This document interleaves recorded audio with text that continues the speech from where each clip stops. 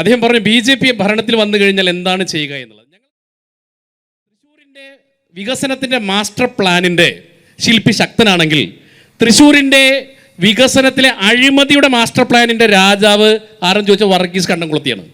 അതുകൊണ്ട് ഞങ്ങൾ ഭരണത്തിൽ വന്നു കഴിഞ്ഞാൽ പക്ഷിയുടെ പേരുള്ള ഒരു നേതാവും ഇനിയിപ്പോൾ ഈ ഒല്ലൂരിലെ ചെഗുവേരയും ജയിലിൽ പോകേണ്ട സാഹചര്യം ഞങ്ങൾ ഉണ്ടാക്കും. കേന്ദ്ര സർക്കാരിൻ്റെ അവസാനത്തെ രൂപ കട്ട ആളെയും കൽത്തുറങ്കിലടയ്ക്കും. അപ്പോൾ പറയാറുണ്ട് തൃശ്ശൂരിൻ്റെ ഈ ആം ആദ്മിയുടെ കെജ്രിവാളാണ് അദ്ദേഹം. ഞാൻ അദ്ദേഹത്തിനെ ഇവിടെ പൊതുവേദിയിൽ അദ്ദേഹത്തിനെ ഞാൻ പറയുകയല്ല, അദ്ദേഹം അങ്ങനെയാണ് പോളിഷായിട്ട് നോക്കുക. താത്വികമായിട്ട് ഇന്ന് കേരള CPM-നകത്ത് താത്വികമായി അവലോകനം നടത്തിയിട്ട് പണം അടിച്ചു മാറ്റാൻ വലിയ മിടുക്കുള്ള ഒരു പക്ഷേ നമ്മൾ വിചാരിക്കും വർഗീസാണ് മേയറെന്ന്. മേയറൊന്നുമല്ല, സൂപ്പർ മേയറാണ് അദ്ദേഹം. ആ സൂപ്പർ മേയർ നടത്തിയുടെ അവസാനത്തെ അഴിമതിയും ഞങ്ങൾ പുറത്തേക്ക് കൊണ്ടുവരും. അതുകൊണ്ട് BJP-യുടെ ഭരണം അധികാരത്തിൽ വന്നു കഴിഞ്ഞാൽ ഈ ക്രമക്കേടുകൾ കണ്ടെത്തി അഴിമതിക്കാരെ കൽത്തുറങ്കിലടയ്ക്കുന്നതാണ് ഞങ്ങളുടെ ആദ്യത്തെ പ്രിയോറിറ്റി. ഓക്കെ, അടുത്ത ചോദ്യം പ്ലീസ്. ചോദ്യം കൊടുക്കും, മൈക്ക് കൊടുക്കും പെട്ടെന്ന്. എനിക്ക് 3 ആളോടുണ്ട് ചോദ്യം. ആദ്യം ഓർഡറിൽ തുടങ്ങാം. BJP-യുടെ പ്രതിനിധിയോടാണ്. ആദ്യത്തെ ചോദ്യം എന്താണെന്ന് വെച്ച് കഴിഞ്ഞാൽ, കേന്ദ്ര പദ്ധതികൾ ഒരുപാടുണ്ട്. ഉദാഹരണത്തിന് ഈ പ്രായമായ 70+ ഏജ് ഉള്ളവർക്കുള്ള പെൻഷൻ. ഇപ്പോൾ തൃശ്ശൂരിൽ നിങ്ങൾക്ക് സ്വന്തമായിട്ട് MP ഉണ്ട്, ഒരുപാട് കൗൺസിലർമാരും ഉണ്ട്. എന്നിട്ട് ഇവിടെ വരെ പലയിടത്തും നടപ്പിലാക്കാൻ പറ്റാത്തതിൻ്റെ കാരണം എന്താണെന്നുള്ളത്. രണ്ടാമത് UDF കരുണാകരൻ്റെ നാടായ ഈ പൂങ്കുന്നത്ത് എനിക്ക് തോന്നുന്നു 25 കൊല്ലമായിട്ട് ഇവിടെ BJP ആണ് ജയിക്കുന്നതെന്നാണ് തോന്നുന്നത്, അല്ലേ? അപ്പോൾ കരുണാകരൻ്റെ സ്വന്തം നാട്ടിൽ എന്തുകൊണ്ടാണ് നിങ്ങൾക്ക് സ്ഥാനം നഷ്ടപ്പെട്ടത്? അത് നല്ലതാണെങ്കിൽ ആരും വേണ്ടാന്ന് വെക്കില്ലല്ലോ. ഇനി LDF സ്വാമി ശരണം.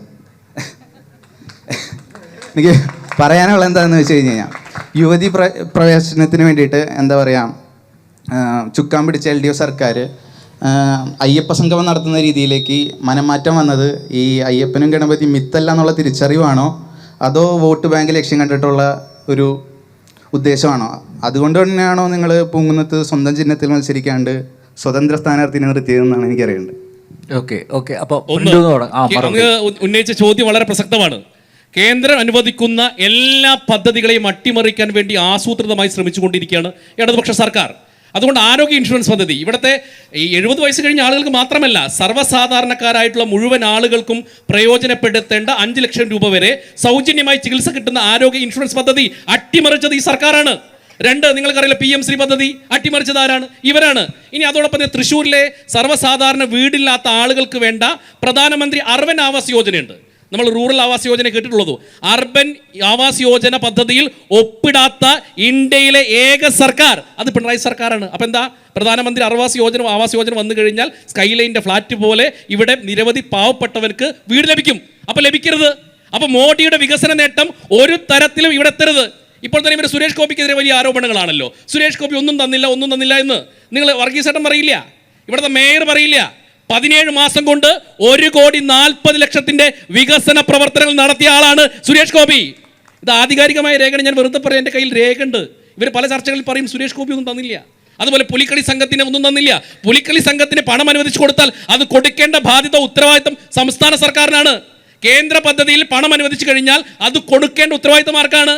സംസ്ഥാന സർക്കാരിനാണ്. അമൃത് പദ്ധതിയുടെ ഒരു പദ്ധതി പ്രഖ്യാപിച്ചാൽ അത് നടപ്പിലാക്കേണ്ടത് ആരാണ്? സംസ്ഥാന സർക്കാരും കോർപ്പറേഷനുമാണ്. അപ്പോൾ ഇത്തരത്തിൽ എങ്ങനെയൊക്കെയാണോ കേന്ദ്രത്തിൻ്റെ വികസന അജണ്ടകൾ സർവ്വസാധാരണ ജനങ്ങൾക്ക് കിട്ടേണ്ട പദ്ധതികൾ അട്ടിമറിക്കുന്നത്, ആ പദ്ധതികൾ അട്ടിമറിക്കുന്നതിനെതിരെയാണ് ഞങ്ങൾ പറയുന്നത്. ഇവിടെ BJP-യുടെ ഭരണം വരണം, BJP-യുടെ MLA വരണം, MP-യെ നമ്മൾ മുൻകൂട്ടി സൃഷ്ടിച്ചു, കേന്ദ്ര ഭരണം നമുക്കുണ്ട്. ഈ 4 ലെയറും ഓക്കെയാൽ ഒരു സംശയം വേണ്ട, ഒരു ടോക്കിയോ പോലെയുള്ള ഇന്റർനാഷണൽ സിറ്റി ആക്കിയിട്ട് ഈ തൃശ്ശൂർ പേരൂർ നഗരത്തെ മാറ്റാൻ BJP-ക്ക് സാധിക്കും. ഓക്കെ. പൂങ്കുന്നത്ത് കരുണാകരൻ്റെ പാർട്ടി എന്തുകൊണ്ട് ക്ലച്ച് പിടിക്കുന്നില്ല എന്നുള്ളതാണ് പുള്ളിക്ക്. വളരെ സിമ്പിളാണ് അതിന് ഉത്തരം. എൻ്റെ നാട്ടിലായിരുന്നു CPM ജില്ലാ സെക്രട്ടറി ആയിരുന്നു AC മൊയ്തീൻ്റെ വീട്. ആ വാർഡ് സ്ഥിരമായിട്ട് കോൺഗ്രസ് ആണ് ജയിക്കുന്നത്. ഒരാൾ നേതാവ് ഉണ്ടായി എന്നുള്ളത് കൊണ്ട് അല്ലെങ്കിൽ അദ്ദേഹത്തിൻ്റെ പ്രദേശത്ത് ആ പാർട്ടിക്ക് പരാജയം സംഭവിച്ചുകൂടാ എന്ന് നമുക്ക് പറയാൻ പറ്റുമോ? അതൊരു കോർപ്പറേഷൻ ഡിവിഷനിൽ സംഭവിക്കുന്ന കാര്യം, അല്ലെങ്കിൽ അത്രേ ഉള്ളൂ, അതിലത്രേ എടുക്കേണ്ടതുള്ളൂ. അതൊരു ലോക്കൽ പൊളിറ്റിക്സ് ആണ്. ലീഡർ എന്ന് പറയുന്ന ആൾ മഹാനാണ്. രണ്ടാമത്തെ ഒരു പ്രധാനപ്പെട്ട കാര്യം BJP വന്നതിന് ശേഷമാണ് ഇതെല്ലാം നടക്കുന്നത് എന്നുള്ളത് വലിയ PR എന്താ സംശയം? അത്രേ ഉള്ളൂ. ഞാൻ ചോട്ടെ വർഗീസ് ചേട്ടാ, ഈ വലതുപക്ഷത്തിന്റെ UDF-ന്റെ ഭരണത്തിന് 58 കോടി രൂപയാണ് ഇതുവരെ വികസന പ്രവർത്തനങ്ങൾ ചെലവാക്കിയിട്ടുള്ളൂ.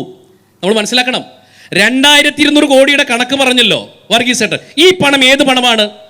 കേന്ദ്രം നൽകുന്ന പണം. അതാണ് ഞങ്ങൾ പറയുന്നത്. 58 കോടിയും 2200 കോടിയുടെയും വ്യത്യാസം മനസ്സിലാക്കണം. അതുകൊണ്ട് ഇവിടെ വികസനത്തിൽ വന്നത് കേന്ദ്രമെന്ന് പറഞ്ഞാൽ എന്താ തെറ്റ്?